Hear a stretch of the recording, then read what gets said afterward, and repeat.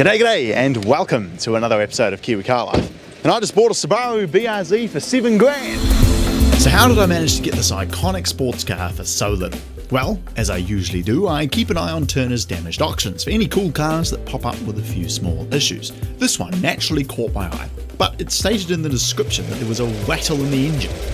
Well, that's not good. But, like with the ex-police Commodore that me and Jack bought a few months ago, which stated in the description that it had a major transmission fault and wouldn't rev over 3,000 RPM, was basically destined for the scrappers when really it was just low on transmission fluid, it gives credence to the fact that Turner's damage descriptions tend to be a little inaccurate, to say the least. Unfortunately, I'm local, so the day before the auction I went down to have a look and see what's what.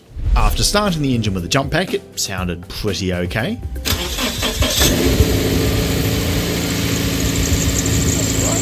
The accessory belt was a bit squeaky, but nothing major, and then I checked the dipstick, and there was nothing on it. So, having pretty much confirmed the poor thing was just low on oil, I set myself a budget of $10,000 and got bidding. 5,300 reserve not met. What is the reserve? We just got to keep bidding it up until we get close to the reserve. No one else is bidding, but the reserve still isn't met. Getting close. Here we go. Okay, we're nearly at the reserve. It's now selling. $7,000. Can I get it for $7,000? Come on. Come on. No one else is bidding. Yes! I just bought a Subaru BRZ for $7,000. After winning the auction, I took the Skoda down to pick it up. Well, first impressions, it costs me 20 cents less than it did before. which is excellent. It's absolutely disgusting in here. This is the most horrible looking stereo system I've ever seen. No cruise, no auto climate, no keyless entry. It only comes with this crappy valet key. But otherwise, it actually seems pretty okay.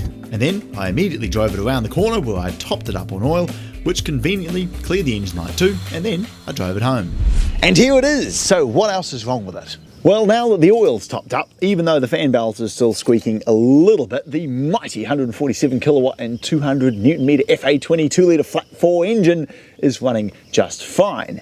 However, I still need to have a look underneath and figure out what's causing all the oil to come out of it in the first place. The battery is also really on its last legs, and I'm a bit concerned I might not even make it home after filming this. For some unfathomably idiotic reason, someone cut the grille out with a Dremel, and because it's built into the whole structure of the bumper, it's not like you can just buy a new grille and replace it. I'm going to have to get a whole new bumper and get it painted. The rear bumper has also been bumped into at some point, so rather annoyingly, unlike most of my other projects, this one's going to have to be sent to the paint shop. The headlights are also unbelievably cloudy on this car, one of many hints as to why it failed the warrant of fitness late last year, and in turn why it's also not been able to have the registration updated. Either the rear tyres or the rear wheel bearings are really cooked on this car, because when you start moving over about 60-70 k's an hour, there's a distinct hum from the back end independent of engine RPM, and it's really annoying. The interior is full of all sorts of junk, and it comes equipped with some horribly installed, non-working and non-attached footwell lights.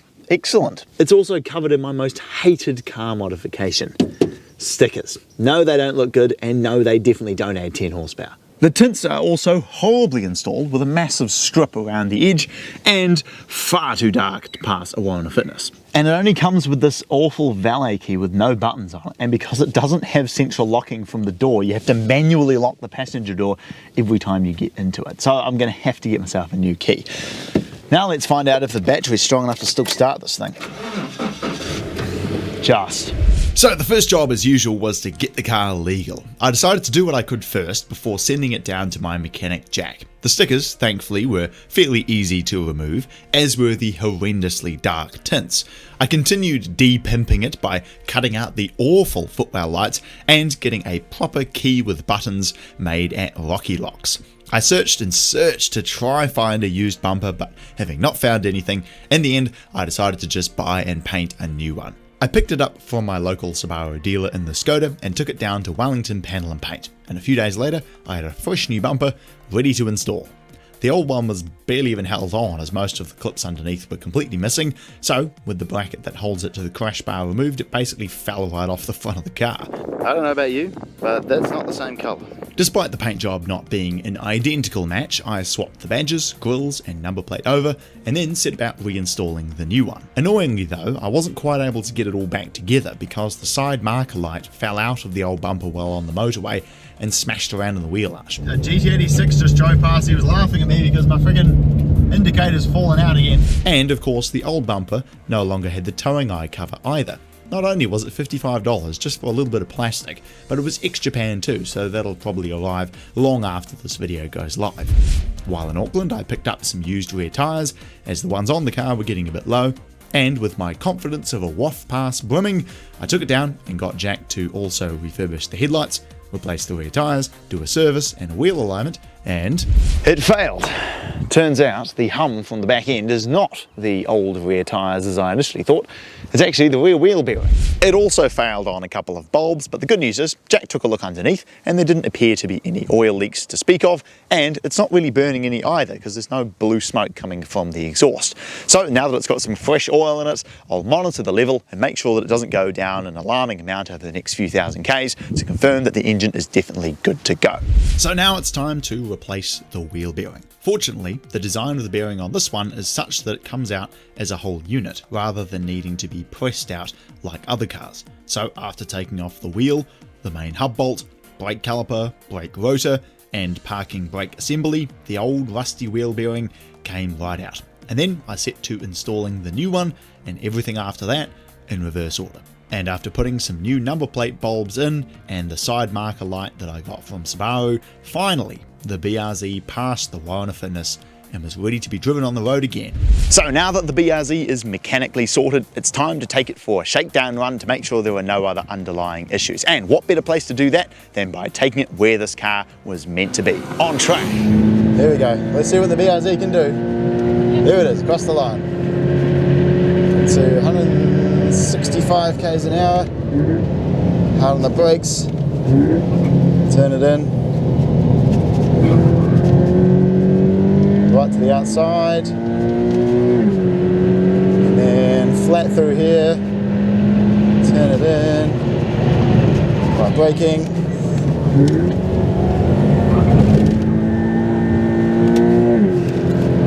there we go, clip this corner, right to the outside of there, turn in late on the power early, there we go, right to the outside, up into third, come on!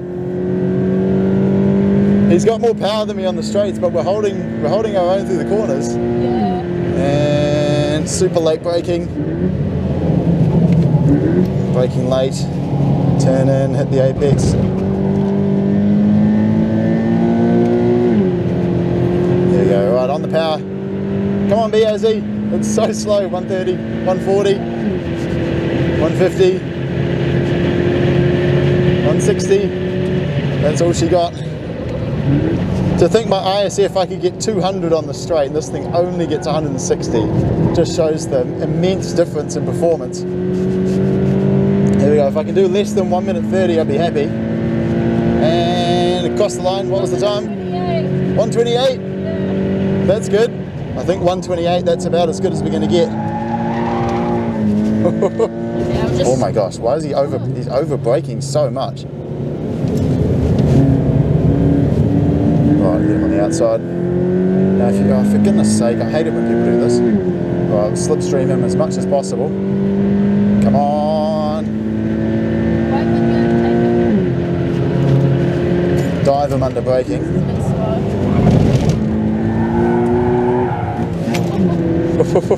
We're overtaking a Honda NSX. See you, mate.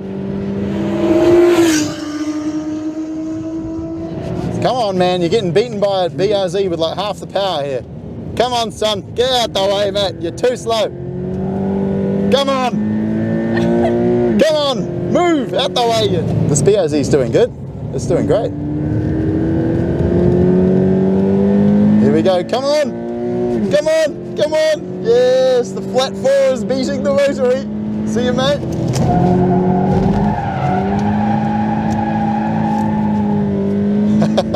Yeah, overall that was good. Good fun. The BRZ's performing well. And the great news is we just got back from the track day and the BRZ did not have a single issue. If anything, it actually has a little bit too much oil left in it, which means that it's definitely not burning anything. So the engine's good, the transmission's good, the tyres are good, the new rear wheel bearing is in, and it has a warrant of fitness, which means once it's all cleaned up, I think this thing is ready for sale. After getting back from the track day, me and Angel gave it a good wash, vacuumed the interior, and wiped down all of the plastics, getting rid of the multitudes of crumbs and wrappers littered throughout. With the car cleaned, I then set to work polishing the roof and a few scratches on the driver's door, and finally, after over a month of chipping away, the BRZ was successfully unpimped and gleaming like it did when it left the factory in Japan 12 years ago.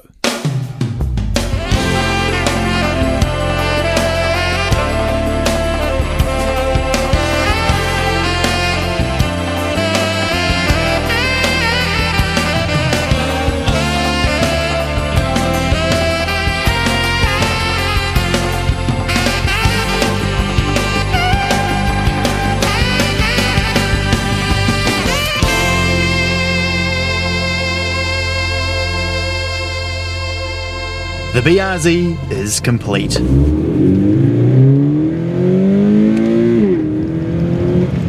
And what a wee car it is. Obviously, the preferred choice with this car would be to have the 6-speed manual transmission because, of course, even though it doesn't have that much power, it's rear-wheel drive, it's got a limited slip differential from factory, it's lightweight, and with a manual these things are a lot of fun. There's a reason why they are extremely popular, but I must admit, even with the automatic gearbox, it's honestly not bad. It rev matches downshifts, even right down into first gear, which is all you can really ask of an automatic, and the upshifts are as good as any sort of normal automatic that I've ever driven. Handling, as you would expect, is absolutely outstanding. It just changes direction fantastically well. And of course, with hydraulic steering, you know exactly what the front end's doing and can perfectly place the car on the road. Now, it does have some downsides. The boot space is pretty small, the back seats, I can sit back there. We've had 4 people in this car before and it is doable. The lack of features here on the inside when driving at sort of longer distances does get a little bit annoying. And if I'm honest, it's not blisteringly fast either, but because it's light and nimble, once you get it up to speed, the lack of power, honestly, I'm not really complaining about, and it means that you can be foot to the floor for fairly lengthy periods of time and you don't really need to worry about going too fast. And if you're just looking for a bare bones sports car, which apart from the MX-5, no one else is really making these days, even with an automatic gearbox, it's a great car. On the road, on the track, it has not given us a single bit of grief, even at 162,000 Ks, and it's all ready for a new home. So there we go. Thanks very much for watching this episode of Kiwi Car Life. If you've enjoyed my car rebuild series so far, then click on the links popping up right about now to check out some of the other cars that I've fixed up, and I'll look forward to seeing you again next time.